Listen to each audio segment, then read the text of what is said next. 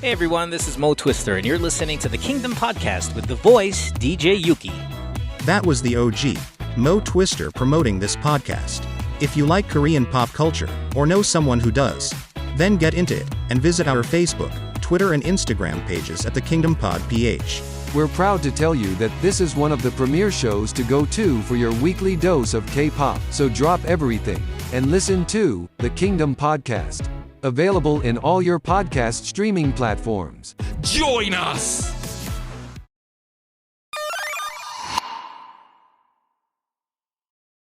The views, takes and opinions expressed on this show are of the host's own and do not represent the views, takes and opinions of the Bunk Collective and its affiliates. Material and sources mentioned in this episode is for general and commentary purposes only. This episode might include strong language and may not be suitable for children. Listener discretion is advised. Stay safe and stay wrestle everyone. Welcome to the show.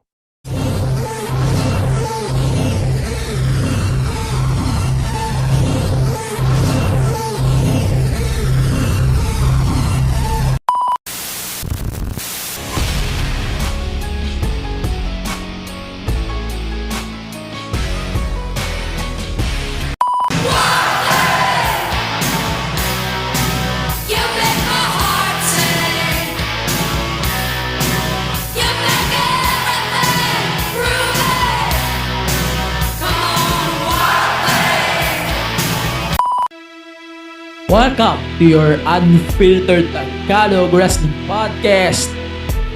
And this is the MTV Show Podcast, a wrestling podcast.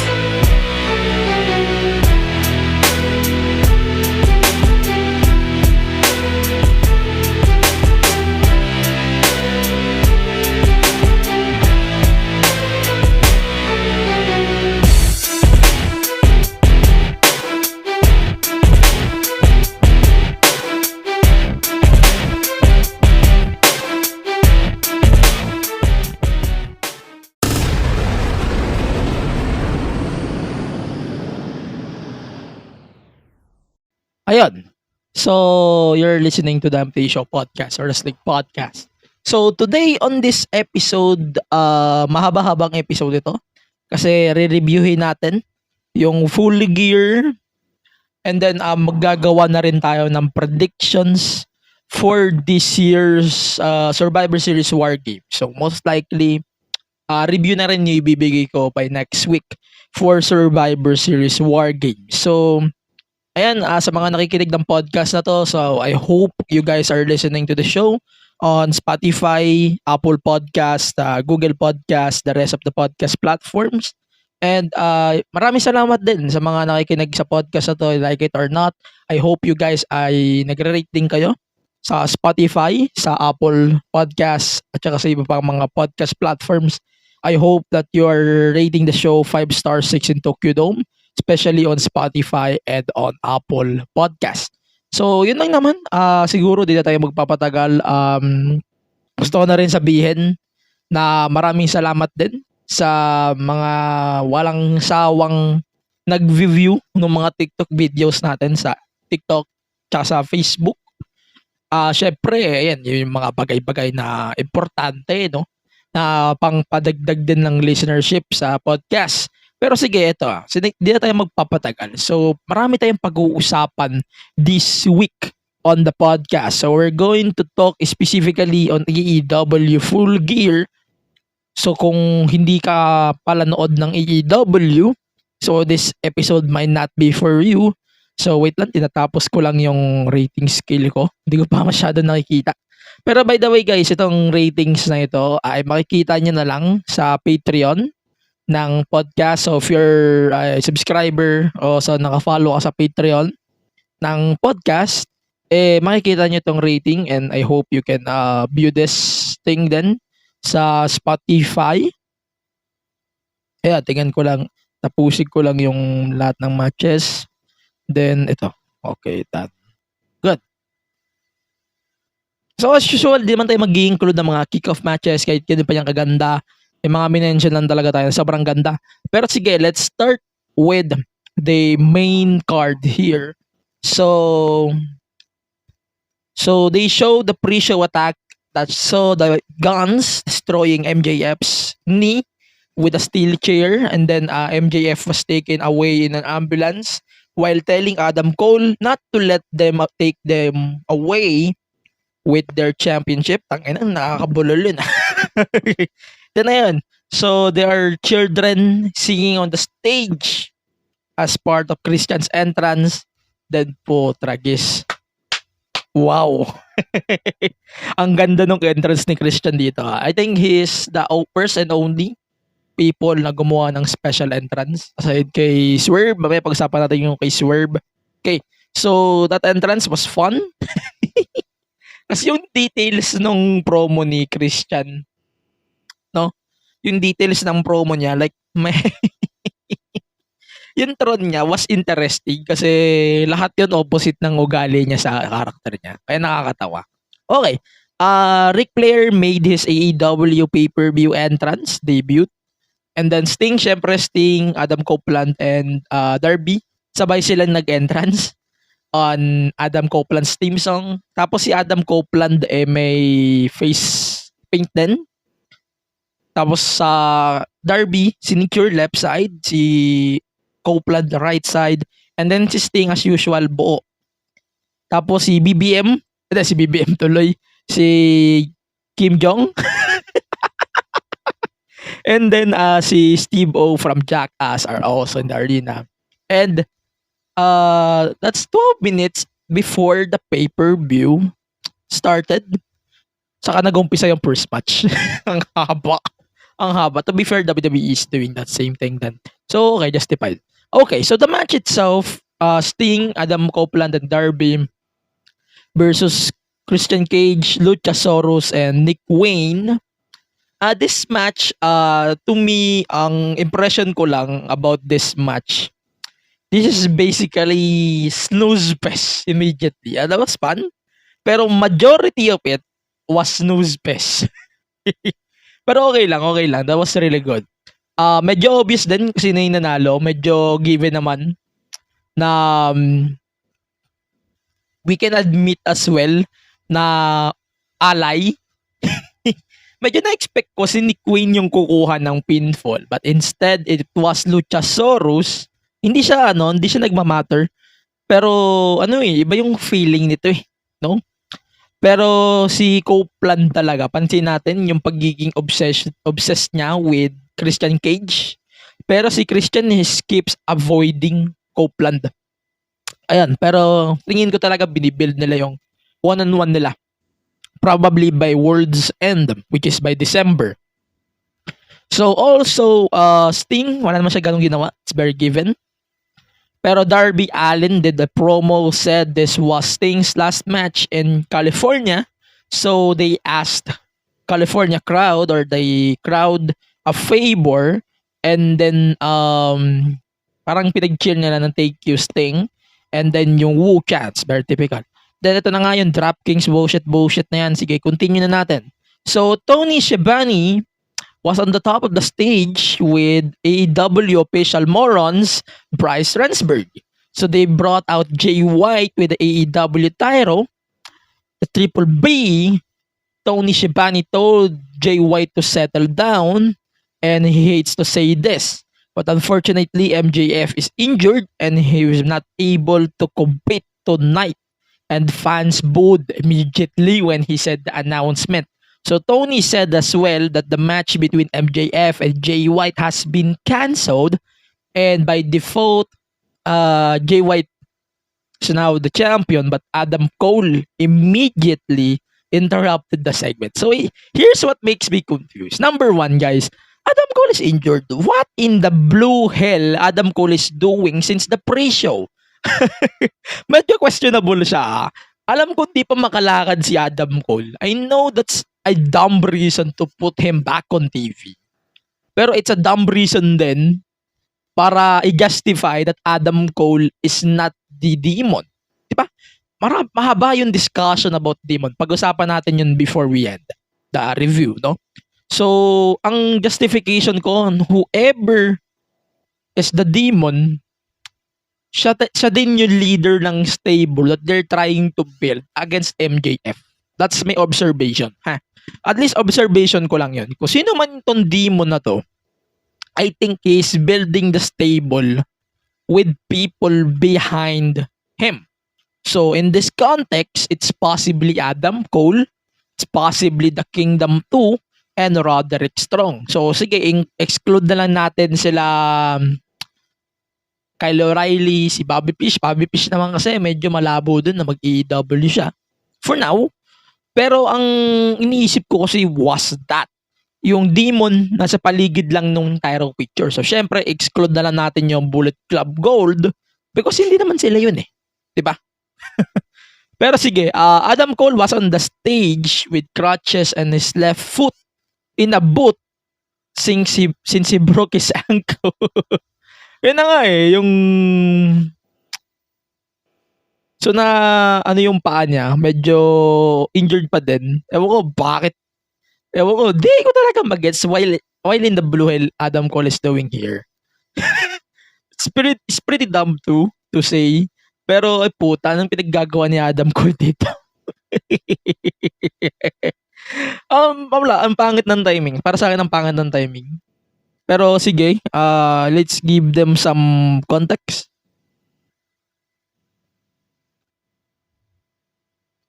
Pero ito, continue natin. Ano ba tawag dito? So, in-announce nga ni Tony Schiavone na si Jay White na yung champion in default. But Adam Cole is on the stage. While he's on crutches, fucking crutches. And then, there's no way that Jay White is leaving with the championship. Adam Cole also said that he can defend the title, which is MJF. Cole will do it for him. He said one leg or not, White bragged about taking out Cole before and he will take him out for good. So Jay White took the title with him as well immediately. So yes, it's very interesting to see how MJF will go here on how things will go out immediately.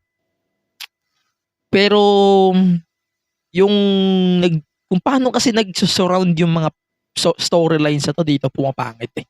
Yan yung problema ko lagi with AEW. So for example, lang yung Jericho storyline na lagi nilang pinagagawang malaki. Tas pagka na-build na po, tragis parang basta-basta. Yan ang ayaw ko with AEW eh. One of the factors that's why I hate AEW storylines is because of that. Kasi hindi rin naman matino yung nagbo-book. So that's their problem. Okay. So tuloy natin. So we have the international title. So it's Orange Cassidy and Jon Moxley. So, okay. So the match was, it's very physical. But Moxley bleeding as usual. It took Orange Cassidy hitting 6 orange punches, then the pile driver finisher thing, and that was a clean finish. Pero wow, holy fuck, man. Pero nakakatawa, nag-no-sold pa rin to si Moxley lagi dito sa match natin. Pero yan nga, ang weird. Mox is very into no-solding lately, and that's a bad thing for me. Okay, so yeah, wala naman masyadong big deal dito, pero that was a really good match if ako yung tatanungin nyo. Then, the main event was announced. Either Adam Cole will defend against Jay White. Then, Mark Briscoe was announced then as the next man who will enter the Continental Classic Tournament. So, by the time of the recording, ina-announce pa din kung sino-sino yung mga sasali. So currently, 9 participants. Then Eddie Kingston was also announced then for the Continental Classic. Mamaya pag-usapan nga natin yung thoughts ko about the Continental Classic. Then, si Toni Storm, she challenged Hikaru Shida for the AEW Women's Championship. So, of course, the detailing of Toni Storm's entrance is very old school, black and white. I really love the details. Small details are always very good with AEW doing things. Okay, So, the match,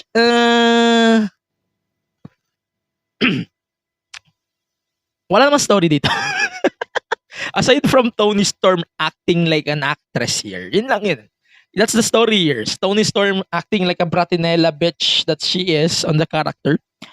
Pero, tas pinakita rin nila si Mariah May na taga Stardom before that they signed.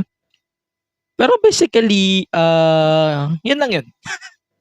Basically, parang binalik lang nila yung Tyro kay Toni Storm na kinuha ni Shida nung August tas pinasa nila kay Saraya para may masabing may special moment sa Wembley Stadium. Yan yung logic eh. And I didn't like how they went with this direction of Saraya winning the Tyro. Sinasabi ko na yan in some episodes. And ganun pa din yung sentiment ko dito. But just, I didn't like it the most. Okay, here, in this match between Toni Storm and Hikaru Shida, this is basically a rematch from a rematch from a rematch. And the only thing that I like about here, that was a cheap victory. Yan lang yun. Ma-appreciate ko syempre yung character ni Toni Storm. Very entertaining. Si Shida rin naman, hindi naman niya kailangan magkaroon ng AEW title reign na ganyang kahaba. Okay naman sa akin. So, it's maybe subjective. Subjective naman siya kung pag-uusapan natin limb by limb. Pero, yeah. So, I figured out then na magiging title change ito. Pero syempre, ano pa rin to eh. 40 finish. And also, wait. Let's point this out. I know how stupid AEW referees is. Ilang beses ko na rin to napukol sa show. Ilang beses ko na siyang in-address dito. Pero, isa talaga sa mga pinakaayaw ko din when it comes to AEW is the referees. So, point out na natin si Aubrey Edwards.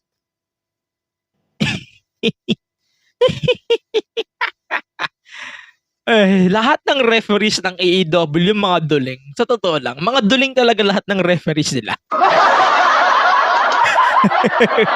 Aubrey Edwards, si Rensburg, tong isa pang matanda, Paul Turner, lahat mga duling, mga walang mata. Tangina. As much as I really love Toni Storm's win here, it's just stupid. I know it went well with the story, pero wala kayong mga self-awareness na kesyo may mga gear na ba o may mga object na bang nilalabas ng mga wrestler. Wala eh. Basta maka-execute lang ng story, okay na sa kanila. Ganyan kapangit yung mga referees ng AEW. So that's why I didn't like that much. Pero the match regardless is okay lang. Okay lang. Pero okay, so Toni Storm. Okay, so Toni Storm is now a 3-time women's champion. Mariah May walked out with the flowers and she presented it to Toni Storm. And nasa point niya pa rin yung metal object. Okay, so ito, pag-isapan na natin. So since nandito na tayo sa segment when where Eddie Kingston was interviewed and sasali rin siya sa tournament. So here's a catch. Announced din to ni Tony Khan. So yung Continental Classic is going to be basically a unification. So Eddie Kingston will put his ROH title and also the New Japan Strong title. So that's the case here, and whoever wins the title, whoever wins the tournament, siya rin yung mananalo ng Continental title, which is the title that they're going to create by World's End. Hindi siya tama yung mali yung speculation ko before that ang mananalo dito lalabanan niya si MJF. Just like what G1, which is the mother of this stipulation or this tournament is, iba-iba yung nangyari. Iba yung concept na ginawa nila. But it's pretty understandable too. Pero ang genius din kasi Eddie Kingston nilagay niya yung Tyros para siguro magkaroon din ng pake yung tao sa ROH. Yan lang yun. So para lang masabi na okay, may ROH pa pala. So buhay pa yung ROH. Okay, so let's continue with the four-way ladder match. So it's Ricky Starks, Big Bill versus LFI, La Faction Inagornable, FTR, and Kings of the Black Throne. Basically a tag team name for House of Blacks, Balakay and Brody King. So the match, itong match na to, putragis na match to, that was holy shit, man. Hindi siya hindi siya hindi siya problematic ending do sa match. The match was fun. Like, man, that was a really good match. And a lot of weapons, lot of shit. Maganda rin. Medyo ang weird din kasi wala masyadong naakyat sa ladder. So, di nila ginagawa yung objective. So, parang ginagawa nila puro spots. Ito yung ayaw ng mga WWE marks, yung puro spots. Ito yung match sa puro spots. Pero at the same time, I really like the idea na puro spots. As long as it works on the story or on the match. Pero yung iba kasing matches sa AEW, spots talaga, basta-basta.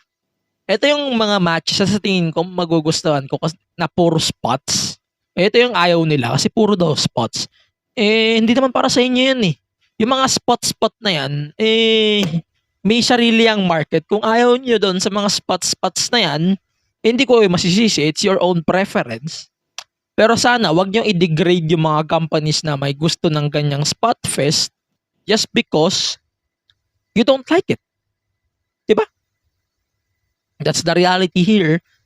Every company has a spot fest. Nasanay lang kayo sa WWE na puro story, less wrestling, pero it doesn't mean na hindi na rin spot fest sa WWE. So, wag niyong i-degrade lahat ng companies na hindi mahilig o hindi nakakahalata yung spot fest. Sa totoo nga lang, WWE, daming problematic din na shit.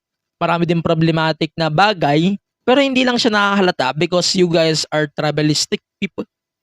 And that's what I hate the most when it comes to you hypocritical people. Pero sige, let's go back. Masyado nang umahaba yung sermon ko. Pero sige, the match was fun. Medyo lang sa akin. Kasi hindi niyo masyadong ginagawa yung objective ng match, which is climbing the ladder. And puro spot talaga yung pinaggagawa nila. Pero ano yun, anticlimactic siya actually kasi the way the finish was done. Pero okay, that was a really good thing. Pero I think hindi nila nagawa masyado yung objective. Parang ang straightforward lang for me, at least. Yung mga pinaggagawa nila. Pero regardless, that was a really good match. Yung score doon, medyo binabawasan ko. Kasi dahil doon sa logic na yun. Okay, so they announced World's End for December 30, that's Saturday. And let's talk about the TBS Tyro. So TBS Tyro, so basically ito yung match na basically binigyan lang nila si Chris Statlander ng talo para na hindi siya mapipin. Kasi nandun si Sky Blue para taga-alay lang. Yan lang yun. That's the only reason that they put Sky Blue here. But okay, understandable. The match was fun. The match was great, pero gusto ko din na maging champion na rin si Julia Hart, capitalizing the push that they have. Si Sky Blue, magkakaroon din naman ng, magkakaroon din siya ng run, for sure. Hindi man sa AEW TBS Tyro, baka sa Women's Tyro itself. Pero regardless, that was a really good match, if you're going to ask me here. Pero yun, continue natin. So, Will Ospreay signed a contract with AEW. So, here's a catch. May sinabi siya ditong catch. AEW is not signing Will Ospreay yet. So, probably he will finish his run with New Japan first. So, it's until after Wrestle Kingdom. And then, during the road to Revolution, AEW na si Will Ospreay. So that's the thing that he cleared on that promo. So he said also that Tony Khan do us a favor, line up the best that you got, especially for Wembley Stadium. So medyo clear din sa akin, that's why they signed Will Ospreay, because panghatak ng UK crowd. So medyo naiintindihan ko siya in a way. Then I'm going to show them what all elite really looks like, bruv. And the signing, that wasn't a surprise, but I'm still fine with it. Sinabi ko na rin to on some forums before that Ospreay might sign with AEW eventually. Pero ito, para alahanan ko lang mga bitter dito Hindi to contract tampering, o hindi siya to contract tampering. Medyo may pa rin siya, medyo may basbas pa rin siya ng New Japan. Sinabi niya rin to ng Fightful.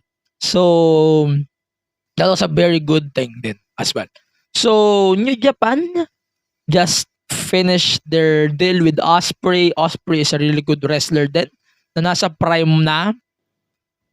Tas pucha, anytime pagka halimbawa hindi ka na masaya sa AEW run mo, he can go with TNA, he can go with WWE. That will be great. That will be fine. And fans can wait for a bit. So 2 buwan lang naman siguro yan. Pero okay. So expected ko na to. It's very given. Thank you Will Ospreay as well for signing with AEW. And may isa pa tayong match ni Will Ospreay na bibigay ko. May siyang match na ibibigay ko mamaya. I-address ko sa pick of the week ko. So, ayun. Ayun, mamaya. I-explain natin. I-explain ko mamaya yung isa ko pang pick of the week. So, mayroon akong 3 pick of the week. Pero, ayun. Sige, continue natin. So, it's now with the Texas Deathmatch. So, ito, may sentiment ako mamaya ilalabas dito. So, the match was built up really well. So, sobrang ito yung match na nag-look forward ako, aside with the main event. Immediately, this is a match that you should watch immediately. If you don't have any time to watch the whole show, this is the match that you should watch. I swear. I'm not going to explain everything to you guys because it's very trigger warning. Pero the match, on the way they ended the match, again, trigger warning ulit. It might be offensive for some. Pero the match was ended by hanging Hangman Page's head. Parang he choked him out of the rope and immediately tapped or quit. Again, trigger warning. But the match here, like holy fuck, that was Lucha Underground level of shitness. That was a really good shit. When I'm saying shit, that was a really good shit. You should watch it. And here's a part that really, really disgusted me in a good way. So he opened up his mouth and then Swerve immediately put Swerve's blood into his mouth. I know it's gross, pero like holy fucking shit. That was brutal as hell. The match was brutal. The way they presented the shit was brutal. And the continuity was brutal. And holy hell. That was easily my AEW match of the year, if you're going to ask me. No argument whatsoever. That was easily AEW's match of the year. Oo.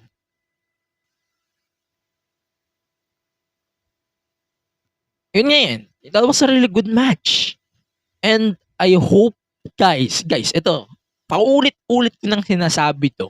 I hope these type of matches, magpakonbinsa nyo sa AEW.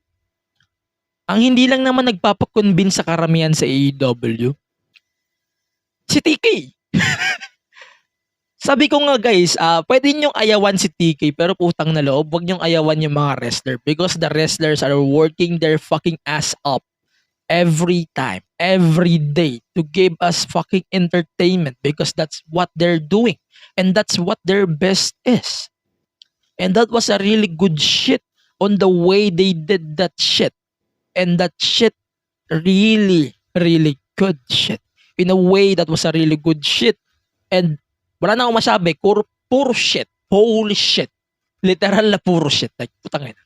That was a really good shit. Regardless, wala talaga akong masabi, guys. Panoorin nyo na lang siguro sa fight o sa mga sources nyo. That match was really good. The storytelling, the match itself, and literally the whole fucking match was outstanding. Wala na akong ibang masabi. Siguro, i-address na lang natin as elephant in the room. Yung... medyo i-address ko na lang siya as elephant in the room. Medyo natatawa talaga ako kay sino nga ba ito? Kay Prince Nana. Kasi hindi ko pa rin siya maseryoso. Even though the match was serious, clear serious as fuck. Hindi ko pa rin siya maseryoso, bro. Thanks to his fucking dancing. Every 5 minutes, he is almost fucking dancing on stage. And sobrang nakakatawa kasi he is continuing that even though all of them are now bloody already. So medyo nakakatawa siya in a good way, yes. Pero I'm getting used to it either way. Pero that was a really good way to give this personal feud a fun way para makita natin. Pero regardless, the match, holy hell, that choke on the chain, like holy hell, putang ina, pagkasakal nun, and then hindi na siya makabalik. And that was holy fuck, that was a really good shit. Okay, so sobrang outstanding nung match.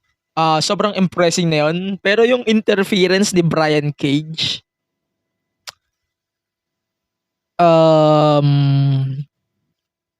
unnecessary siya. Unnecessary yung dating sa akin.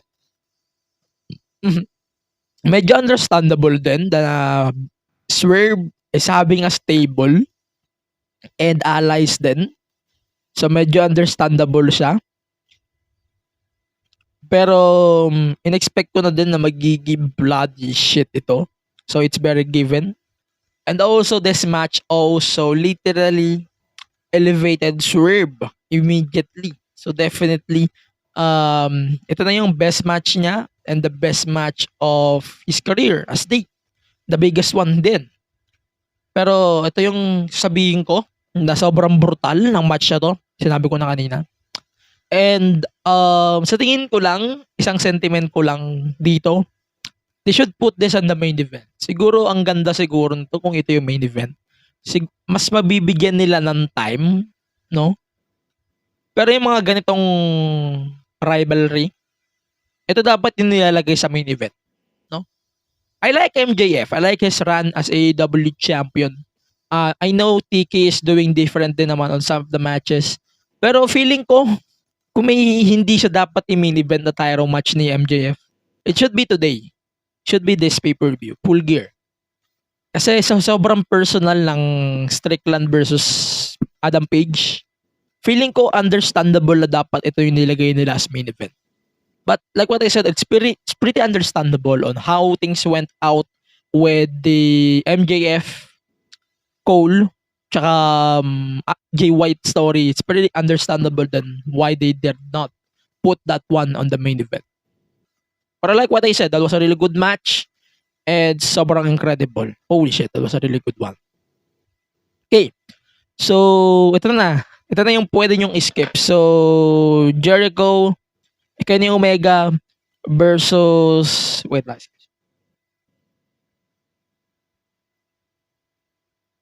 okay. Sorry, God. Okay, so Golden Jets versus Young Bucks. So may stipulation to. If Young Bucks wins, then Jericho and Kenny Omega can team together. And Jericho and Omega wins, they can get a title shot over what they call this over the tag titles, which is Ricky Starks and Big Bill. Okay, the match is basically okay lang. That was a really good match. And sobrang rare din para sa akin na may mag-kick out doon sa one-winged angel. One-winged angel. And okay lang, I think so. Pero pero medyo okay lang. Okay lang, the match was okay lang.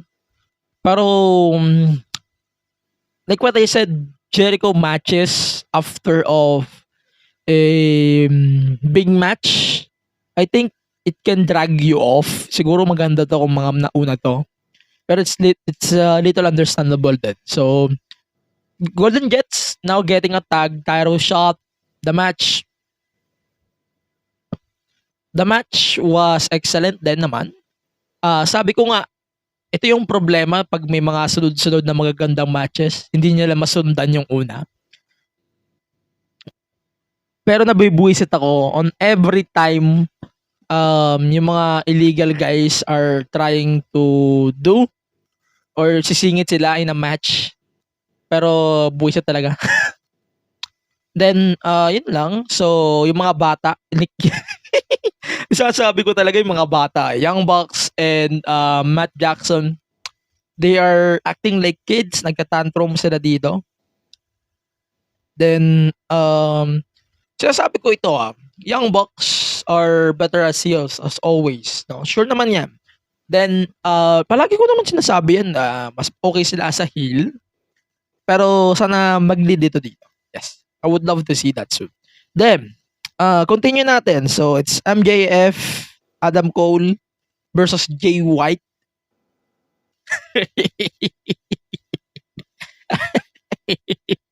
Ito sobrang questionable ito. Sige, explain natin na.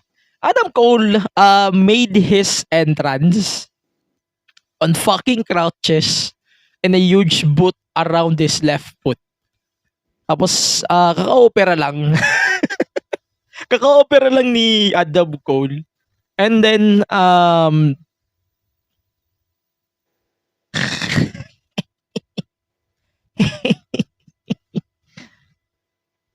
okay. So, yun na nga. Hindi man lang tumagal yung match kasi MJF drove the ambulance into the arena. And then, meron pa rin siyang tape sa binti niya. And then, he made the entrance. Then, Adam Cole left the ring. Yun na yun. Hindi man lang tumagal. Oo, di siya tumagal. Di tumagal si Adam Cole doon. So, parang palabas lang to.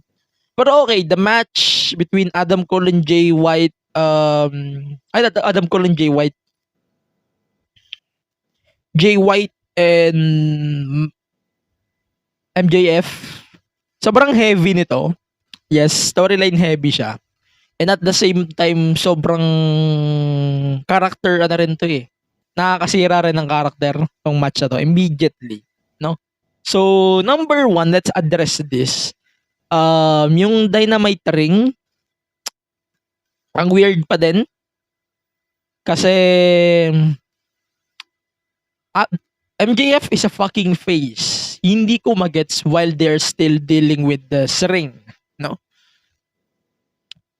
He's still a heel face character, but he's fucking acting like a heel and everyone's cheering for it. That was a bad character here. Okay, so explain muna natin mamaya yun, mga elephant in the room natin. Pero sabi ko nga, this very storyline heavy, no? MJF is selling all throughout this match. That was a really good part of him. And then, medyo cheap din yung win niya. On the considering he is a babyface. Sabi ko na to, the match is very cheap considering MJF is a face. Pero ano kasi ito ito yung kasi yung character ni MJF na cheap heel pa rin siya. So it works. Oo. So kailangan niya pa din humanap ng paraan para manalo siya. So it's a really genius part of him. So yung mga nagsabing overbook ito, yes, definitely it was an overbook. Pero in a way kasi sobrang genius ng pagbook dito. I'm saying this as a WWE fan. Baka maging offensive na naman to sa karamihan. Pero totoo, sobrang genius kasi nito All throughout the match, sobrang genius, no? Pero maiintindihan ko din why MJF cheated here in this main event. Yes, sobrang weird, pero like what I said, sobrang fit dyan sa karakter niya. So, it's kinda slidable din naman para sa akin. So finally, MJF got his title back. Pero, duda pa din ako. Like what I said, duda pa din ako on how on how things will fold when it comes to the demon character that they're trying to tease all throughout since MJF won the belt back in Wembley. So medyo since then nag-uumpisa na yung demon na yan. Pero wala nangyaring angle, wala ring ibang nangyari, pero okay. Okay. So let's address this. The match was excellent in my opinion naman. And I think I can say na yung buong card ng Full Gear, sometimes I can take slide of most of the matches. Pero most of the matches kasi sobrang worth it din panoorin eh. No? Kahit yung iniiwasan ko palagi na Jericho matches, sobrang saya din eh. You know how frustrated I am when it comes to Jericho matches in AEW. Some of them are very skippable. Ito hindi. Pero regardless, I think in my opinion lang, this easily my second or third best AEW pay-per-view this year. Syempre, ang best ko pa din yung All Out. Joke lang. Yung All in London, then I can say Revolution. Tapos Forbidden Door, then ito. Siguro, ganyan yung magiging order ko. Pero okay. So, all of them, especially with the Swerve Hangman, sa tingin ko easily, ito na yung best match of all time in AEW, or kung hindi man AEW, siguro best match of the show or best match AEW match of all time. Then, ang weird pa din sa akin na MJF won in a cheap way, na nakakatawa na hindi pa rin talaga matalo-talo ni Jay White si MJF na may injury. Partida na yun, ha? Pero yeah, the ladder match was flat as well. Then, yung women's title, okay din, no? Okay din siya. So, women's title. Ade, wait lang. Mamaya pag-usapan natin yung rankings ko. So, yung finish, yung kina Julia Hart, I really like it. Na protected pa rin si Chris Stat. Yung kay Tony Storm, medyo silly na nakakabuwisit kasi mga AEW referees na naman yung mga nabibuwisitan ako. Pero yes, very unique. Happy pa rin ako kay Tony Storm regardless. Pero yeah. Overall, okay sa akin yung Full Gear na to. Kaysa last year, yes, so okay ito. Ito lang. Okay, so i-rank nga natin yung mga AEW shows this year based on my own opinion. So Wrestle Dream easily can top that. Oo, Wrestle Dream can top that. Then I think I can put All in London second. Then Full Gear, ito, sige. Then Revolution, then sunod doon. Then Forbidden Door, Double or Nothing. Then yung All Out. Yun. Siguro yun yung sunod-sunod ko. Kasi at least preference ko naman din yun. Kasi yung All Out tsaka yung Double or Nothing, they are both dog shit. So, talaga kailangan ko sabihin. Both of them are dog shit. So, address na natin yung elephant in the room regarding on the Continental Classic. So, AEW Continental Classic. So, Eddie Kingston will defend his ROH and New Japan titles. That's the strong title. So, sinabi nga ni Tony Khan that the first champion, Continental Champion, will be crowned on this event. So, 12 fighters, no interferences, no at ringside. the winner will become the AEW Continental Champion, the ROH Champion, and then the NJPW, New Japan Strong Openweight Champion at World's End. So, noted dito kasi, so Eddie Kingston announced at Full Gear that he will defend the ROH World and the Strong title in a round robin. So, basically, para siyang G1, no? So, ang weird pa din kasi hindi pa rin kompleto yung announcements, no? When the participants sa 12 ito, so 4 pa lang yung na-announce, so nakakabuisit. So far, Eddie Kingston, Bryan Danielson, si Andrade, tsaka si Mark Briscoe pa lang yung announced. Pero kung ayoko na mag-speculate, i-base ko na lang sa 4. Pero I think Danielson will be great as the champion, or sa Bryan Danielson will be great as the first champion. Number 1, he can hold the ROH title again. Number 2, he can hold the Strong title. At the same time, that's first ROH AEW Continental Champion. Pero ang special kasi with Danielson winning the title, mare-reunite siya with the ROH title. Ang ganda kasi, sobrang ganda ng run ni Danielson as ROH champion. So tingin ko mababalik siya in a way if he won this. In a way, magandang ideya siya. Magandang ideya. So, ayun. Sa tingin ko lang. Magandang opinion naman nun na justify. Pero at the same time din naman, okay lang. Okay lang naman siya sa akin. Pero like what I said here before, the obvious is still obvious. But regardless, itong mananalo ng Continental Classic na to, feeling ko talaga kung sinong may mananalo dito, I think it's Danielson easily. That's easily a big win for Danielson talaga. Yan lang talagang Sa tingin ko, kung may iba pa, hindi mo na ako magsalita. Kasi sobrang kulang pa ng participants. 3 araw na lang, wala pa rin. Buisit. Sobrang napakalapit na ng AEW Continental, which is Wednesday na. Tapos, tagal mo pa bago mag-announcement regarding on that. So, ako, mabibuisit ako, syempre, in a way, kasi pinapaatat mo yung mga viewers mo eh. In a way, nakakabuisit.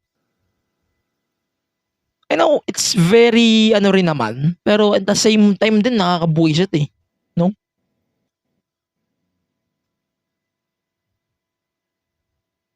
Pero yeah, I would love to see that.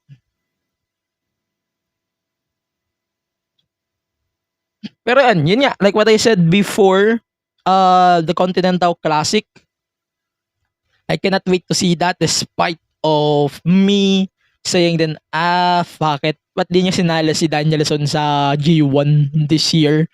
Pero regardless, kaya ko pa rin naman patawarin. Pero nakakabuisit pa din.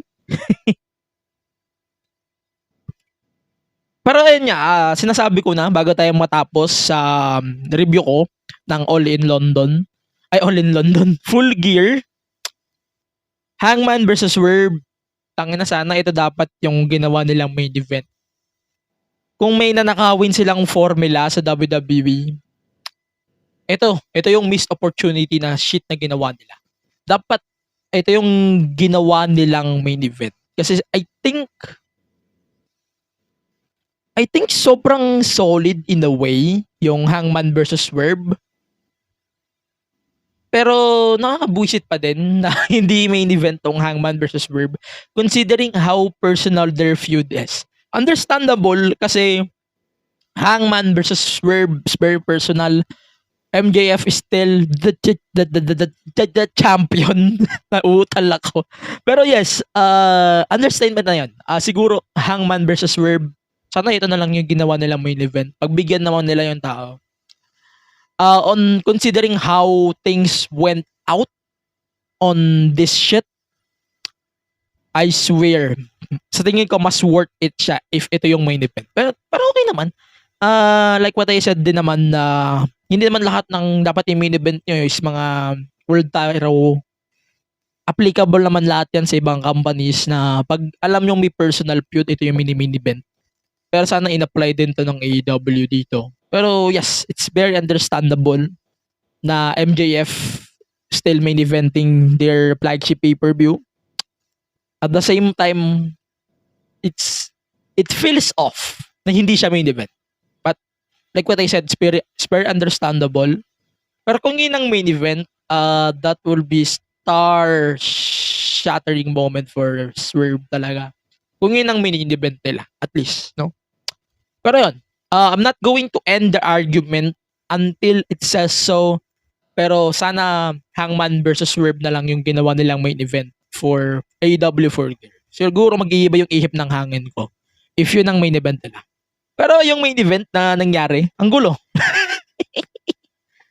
Yun na yung nagpagulo dyan, yung tag Tyros talaga. Yung tag Tyros na, yun na nagpagulo ng picture dyan eh.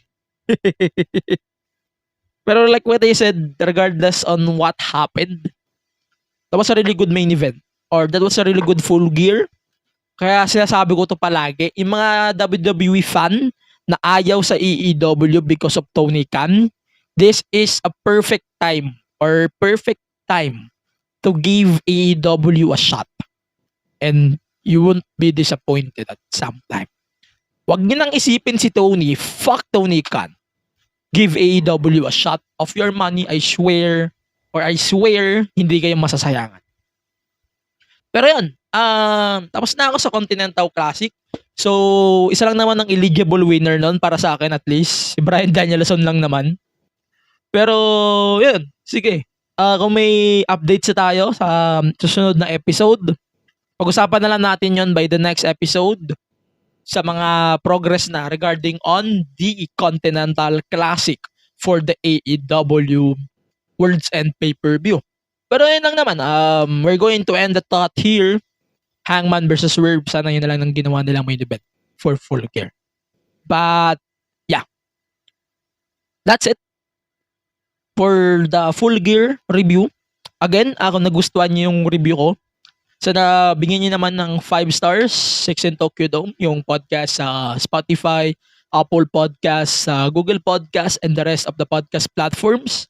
And when we come back, gagawa na tayo ng medyo mabilisang review for WWE shows, mainly WWE Raw, NXT, SmackDown, and the build-up for Survivor Series War Games. Plus, mag-predictions na rin tayo for Survivor Series War Games since Sunday. I might be not available during that time. Pero, sige, predict na rin natin yung Survivor Series War Games. And when we come back, pag-usapan niya natin, may gusto tayong pag-usapan dito. Very important talk that we want to really talk about. Pero for now, let's do a commercial break and I hope you will stay until the end as we go to our sponsors and to our bunkmates from Bunk Collective. Sales, profit, and engagement na naman ang usapan? Hey guys, Matt and Lance here. Corporate guys rin kami at pagod na rin kami sa ganyang usapang office. Ibahin naman natin ang mga kausap natin. Listen to guests from careers beyond the corporate scene with the Project Offbeat Career Podcast. Imagine talking to historians, gamers, teachers, and the like on how they live differently and succeed in their unconventional careers. Baka sakali, ito naman ang sign to pursue your passions. Kita-kits sa Spotify, Apple Podcast, and YouTube.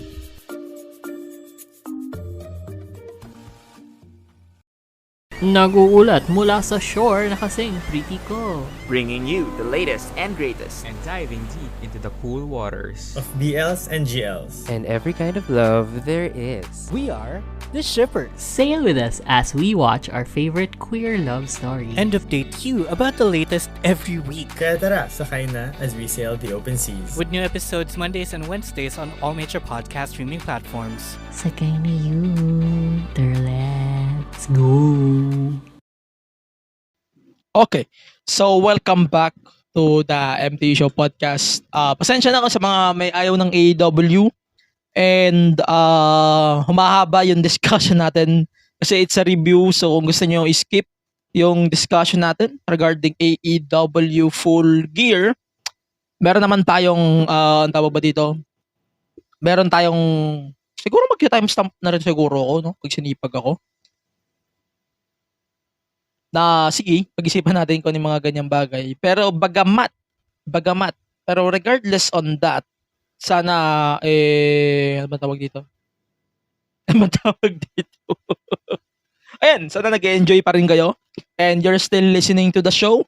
And you can listen to this show via Spotify, Apple Podcasts, or Google Podcasts sa iba pang podcast platforms. And you can listen to this show on pakirate naman din ng show 5 Star 6 in Tokyo Dome and Spotify and Apple Podcasts. Sana naman i-rate nyo naman tong podcast, no? Ayun, pakirate naman 5 stars 6 in Tokyo Dome. And that will be great for me. That will be great for Bangko Live. Ayun, umpisahan na natin itong paggawa ng recap for weekly shows ng WWE. So, umpisahan natin sa November 17 episode of SmackDown. So, SmackDown today, or last week, ito yung parang they cemented setup here of Damage Control that they're saying that they are stronger than ever. Parang ang lungkot nila kay Bayley, no? Pansin nila, sobrang lungkot nila kay Bayley lately. So, sobrang disdain na sila. And sinasabi niya, Bayley, that they're keeping saying that still, ano ba tawag dito?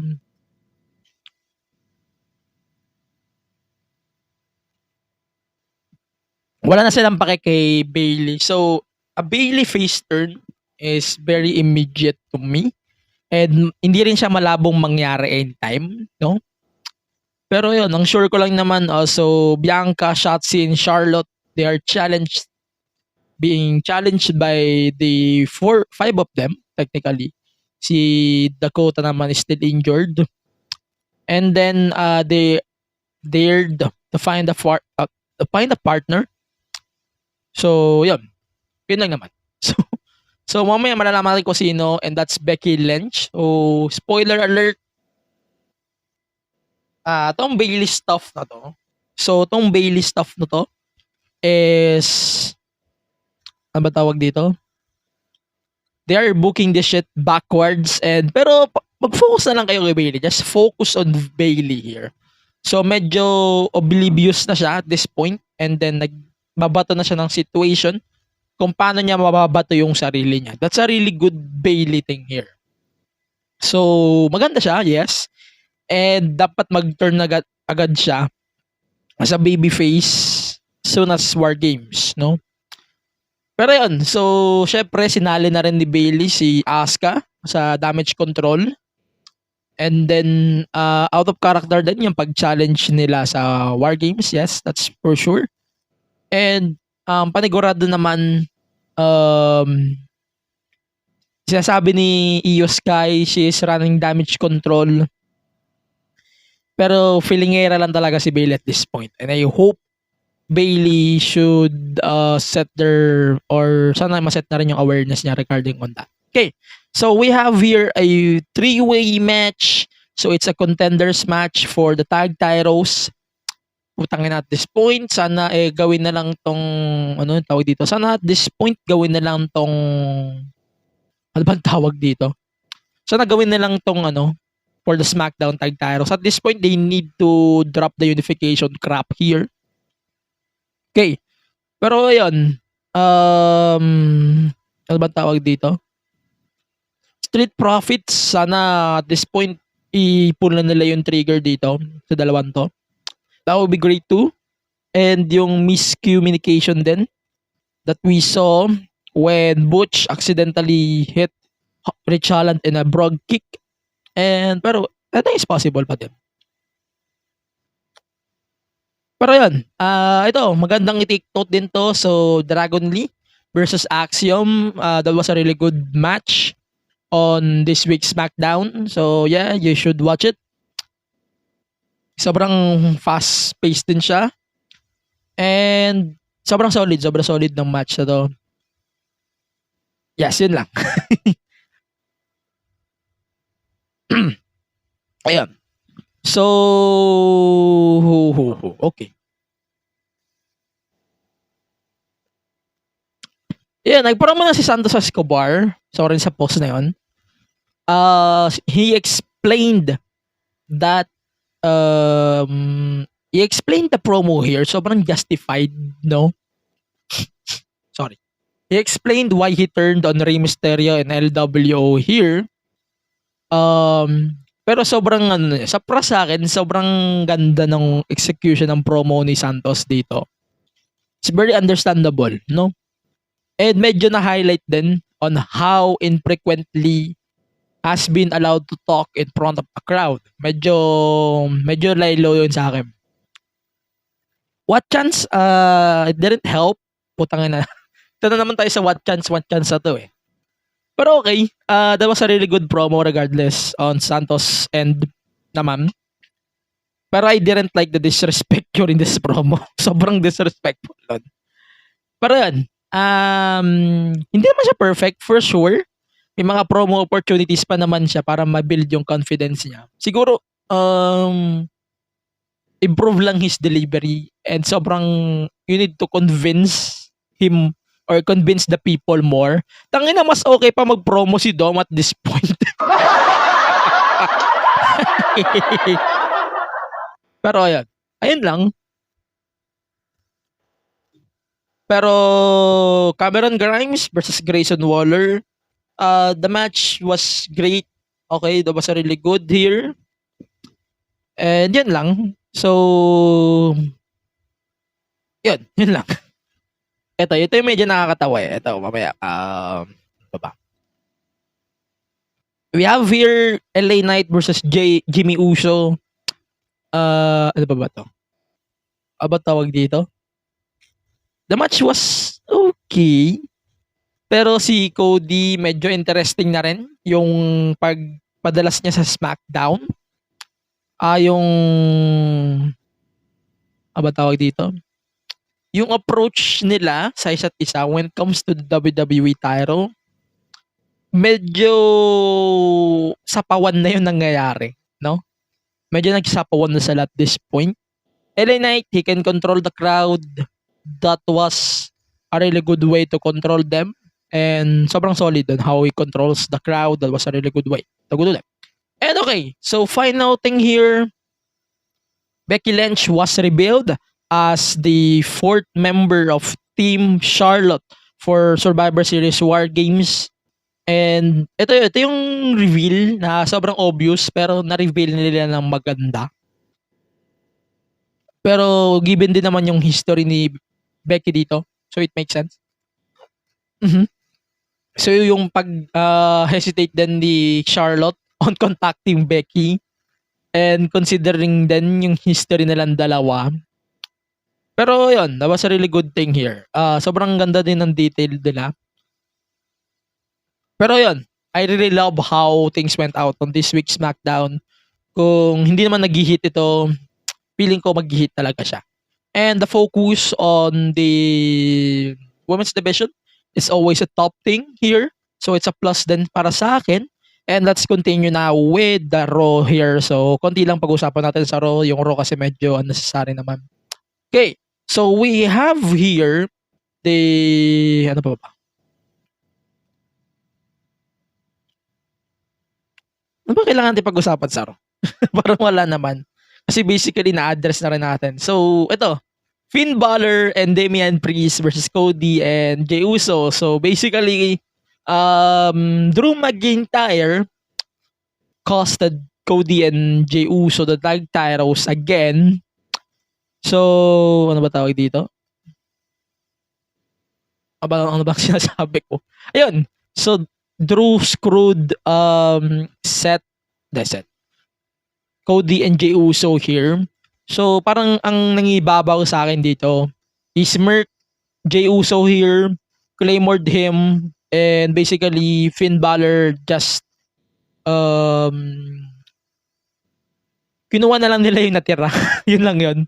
But regardless, that was a really good introduction then for Drew McIntyre. So, it sets also the stage as a 5-on-5 Survivor Series War Games main event. And yeah, that was a really good too. Okay. So, they also introduced Damian Priest as the leader daw of Judgment Day. Pero medyo klaro din naman sa atin that si Rhea talaga yung nagko-control ng Judgment Day, no? Medyo klaro na rin yun. Pero sige, masamasahin na lang natin yung pwede mangyari sa predictions natin in a moment. Okay, pero yun.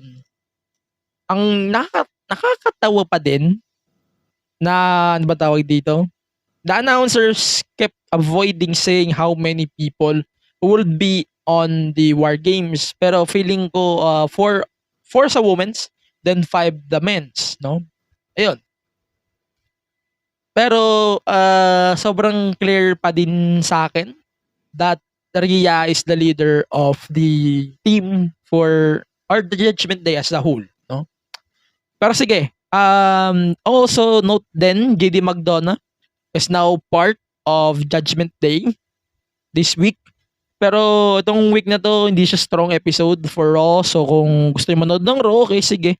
You can watch it naman on Blast TV, the home of the WWE. So kung gusto niyo manood sa Blast, you can watch it for free if you are a Converge or Globe subscriber. So doon ako nanonood lately ng WWE programming.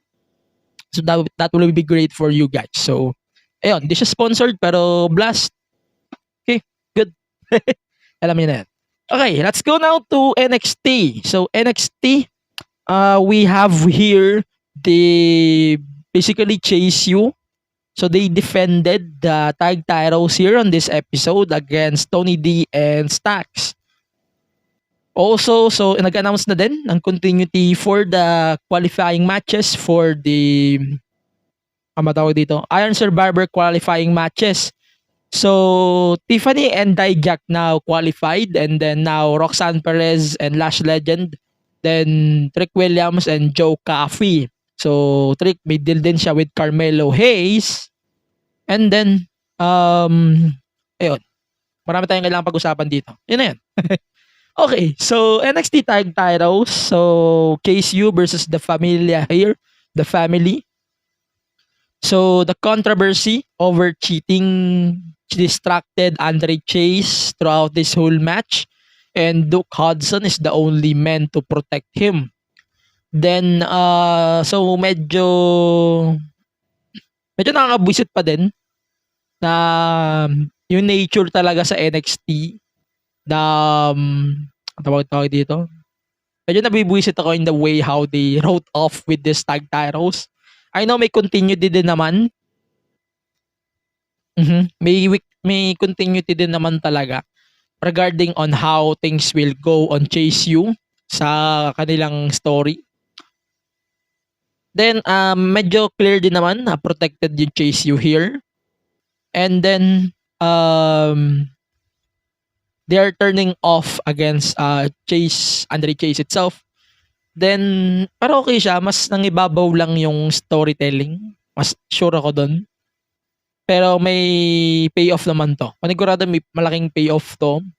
So, Chase advised that he was cooperating with the ongoing investigation with the Chase U. So, Vic Joseph noted that it was worse than the horrible Michigan situation.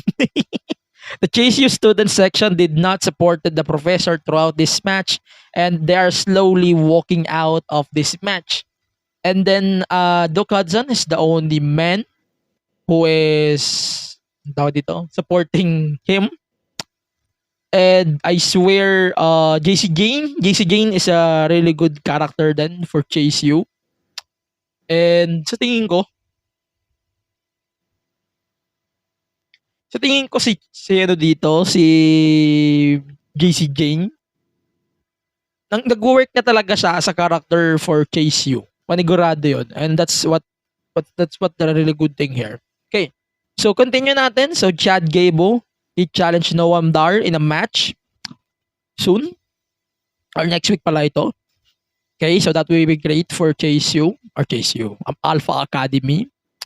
Then, the match between Lash Legend and Roxanne Perez. So, Lash Legend defeated Roxanne to be qualified. No? Pero, okay. maganda yung improvement ni Lasha. Admit ko na yun. Pero kung ready na ba siya, hindi ako tiyak. Hindi ako tiyak. Yun ang masasabi ko. Okay. Continue natin. So, ano pa ba? Medyo nakakatawa kasi isa pa. So, Trick Williams, he won the qualifying match for the Iron Survivor Challenge din. Pero, okay. At this point, kailangan ko nang makita yung Gallows sa main roster o kaya NXT Europe. Pero, we can wait for them for that. Pero mas iba yung aasahan ko sa rope na to o sa run na to ng chase ng Gallows pag nasa main roster na sila. Iba yung pakiramdam eh. Kung may Imperium sa Raw, mayroon sanang Gallows sa SmackDown, that would be great for me. No? Pero yun. Okay siya sa akin. Then, also we have here Brawling Brutes versus OTM. So, OTM acknowledged by the commentators of SmackDown. So, that was a really good thing here. And, maganda rin siya. Maganda rin talaga tong match na to para sa akin. I can recommend this as well. Pero yun. Ano pa ba kailangan natin i-take note dito? Yun lang. Wala na masyado. Yun lang. And then finally, Baron Corbin keeps teasing that he will challenge for the NXT Championship at NXT Deadline. So, medyo obvious naman masyado yung pag-tease niya. Pero itong match na to sobrang okay lang. Okay lang siya. Para sa akin lang. Pero yung kailangan nyo i-look forward dito was the Chase U storyline. Yun ang kailangan nyo pagtuunan. Keep an eye on that. And sana maganda yung magiging, ano ba tawag dito? Sana maging maganda yung outcome. Yun lang para sa akin. Then, di natin pag-uusapan yung mga nangyari sa Dynamite this week kasi hindi naman kausap-usap. Hindi naman siya kausap-usap para sa akin. Okay, i-skip ko na yun. So, pag-usapan na natin yung ratings. So, SmackDown versus Collision and Rampage. Ayun, so SmackDown versus Collision and Rampage. So, pag-usapan natin yun. Medyo delikado kasi nangyari. Sabi ko sa inyo, wag kayong makikihead sa wag kayong mag-head sa Raw, no? Sobrang SmackDown o Raw, sobrang delikado nun. So, SmackDown got 2.2 million and then Collision got 251,000. Okay.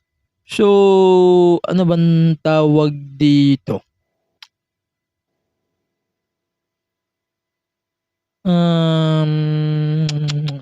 Ito lang. Ang masasabi ko, very simple. Hindi ako magsasabi na sana i-took down nila to. I'm not going to say that. It's a very stupid thing. Pero I'm going to say here, no? I'm just going to tell you guys, sana talaga, wag nyong itatapat ito sa Raw or sa SmackDown, yung tatlong shows na yan, sobrang delikado niyan. Ako na nagsasabi. Kasi casualty yung mangyayari sa inyo regardless of what will happen.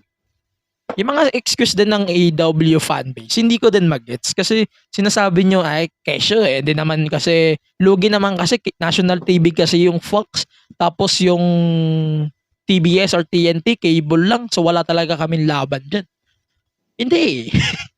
Bakit nung NXT versus Dynamite, ganyan na ganyan kayo? Na sobrang big deal kayo sa ratings. Pero nung WWE is dominating the ratings war, iba na yung iba na yung pakiramdam di ba? No. Pero sobrang nakakabuisit din at the same time parang ang off din no? Pero ang gusto ko lang iparating sa inyo, itong sobrang delikado talaga pag napapatapat ng Wednesday is okay slot kasi Dynamite naman minsan nagdo-dominate din naman doon. Pero wag niyong itatapat sa Raw at SmackDown yung Dynamite, NXT, Dynamite, Rampage, tsaka Collision. Kasi tiyak ko sa inyo, overkill lang mangyayari dyan. Kita niyo na. Sobrang layo ng milya-milya nang nakuha ng Collision and Rampage. I know it's a no choice situation. Pero wala eh. No choice eh. Diba? Ang labo rin. In a way din kasi, ang labo din talaga. Pero no choice din eh. Kasi mas nangingibabaw yung mas nangingibabaw yung pagiging engot din ni Tony Khan at times. Pero kung binook mo siya na to, na maala Dynamite nung tinapat nyo sa NXT, ganda sana na magiging numbers na to. Pero iba yung ihip ng hangin talaga eh. Nag-iba yung ihip ng hangin talaga eh, no? Pero okay, regardless on that, medyo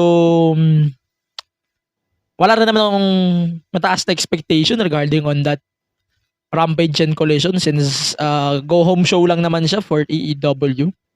Full gear. Pero yun lang. Siguro din ako masyado magsasalita about that. Pero sinabi ko na wag niyo talagang tatapatan yun Raw at SmackDown. Kasi sobrang risky. Wag niyo nang gawin. I swear. Okay. So now, we're going to predict the Survivor Series War Games card as of today, Monday, which is November 20. Here's the card for Survivor Series War Games. And possibly ito na rin yung maging final card. So number 1, it's Gunther versus The Miz for the Intercontinental Championship. I think it's very obvious that the Gunther might win or might retain the title here. So I see it more as a match where he can be elevated more. So with Miz being the best intercontinental champion of our time before Gunther, that will be great in a situation na Gunther is fighting Miz to prove sino ba talaga yung best intercontinental champion. Then we have also Zoe Stark challenging Rhea Ripley for the World Heavyweight Championship or Women's World Championship. I think here, that's very obvious na Rhea might win. Here, it's very given. Okay. Then, Carlito versus Santos Escobar. So, ito yung story na medyo sinisave nila piece by piece. So, it might be a Santos Escobar win.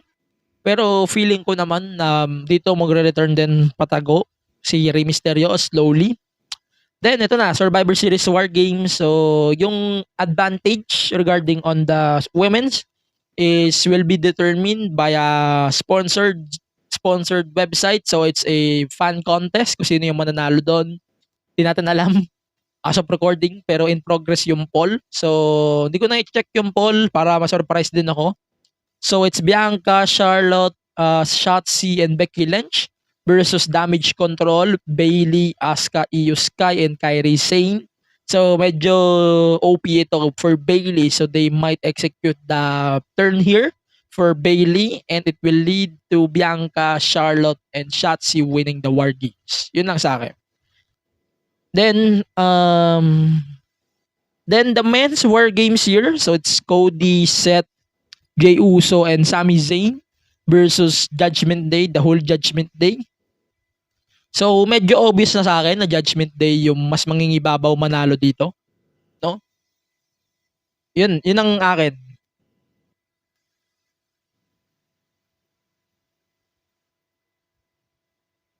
Ayun, so baka naman manalo na talaga dito si... Etong match na to is very obvious. Fuck it. Obvious na mananalo dito si Cody. Tsaka yung War Games team niya. Wala lang talaga akong ibang masabi, kundi it's possibly Cody talaga yung manalo. And it's not even close. Yun na masabi ko. Yun. That's my predictions for this year's Survivor Series War Games. So if you want to watch it next Sunday, so that will be on Disney Plus Philippines. If you're from the Philippines, if you're from the United States, you can watch it on Peacock. If you're from the rest of the world, you can watch it on the WWE Network. If you're from India, you can watch it on Sony Sports Network and on Sony Live. You can watch it also in Japan on Abema. You can watch it in Indonesia on Disney Plus Hotstar. And you're from Australia, you can watch it on Binge, and the rest of the world, if you have separate WWE network, that's like what we have, you can watch it on your specific networks. So, yun lang. So, if you're enjoyed Full Gear, sana mag-enjoy din kayo for this year's Survivor Series War Games. And for now, this is the end of the episode officially. So, if you're into the review like this, sana i-follow nyo tong podcast. So, it's Spotify and Apple Podcast. So, paki-support naman, and then please rate the podcast 5 stars and 6 in Tokyo Dome. So, and also please support then Bonk Collective on all of our shows here on Bonk. So, it's the Bonk PH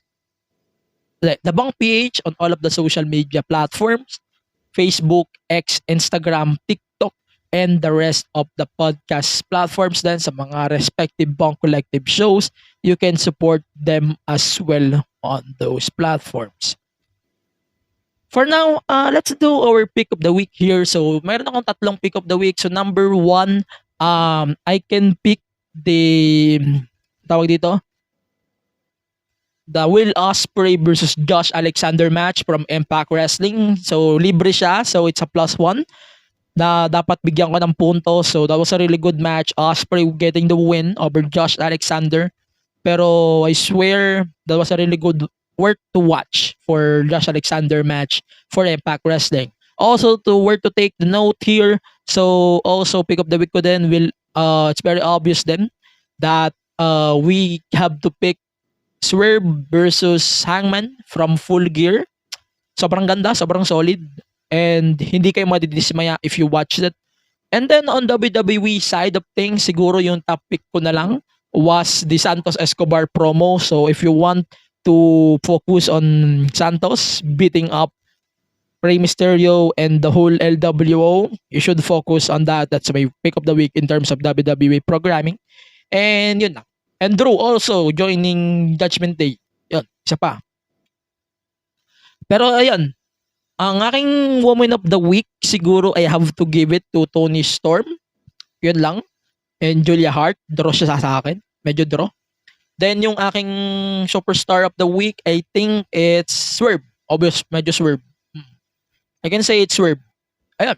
So yun lang for the podcast. I hope you can support the podcast on Spotify, Apple Podcast, Google Podcast, and the rest of the podcast platforms. You can support Bonk Collective as well on all of the social media platforms, on Facebook, X, Instagram, TikTok, Twitch, and yung threads then at the Bonk PH. And on this show, you can support it as well on our social media platforms at the MTG Show Pod.